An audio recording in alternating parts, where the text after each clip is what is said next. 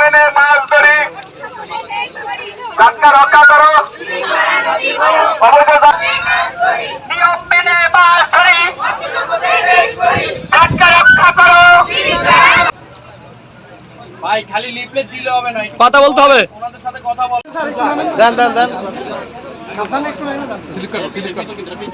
Ready বলেন। আপনারা নদীর ঝাটকা মাছ বিক্রি করবেন, নদীর মাছ বড় হওয়া পর্যন্ত রাখবেন, তারপরে বিক্রি করবেন। এবং নিষেধাজ্ঞা চলাকালীন সময় আপনারা কেউ সমুদ্রের মাছ ধরবেন না এবং বিক্রিও করবেন না, বুঝছেন?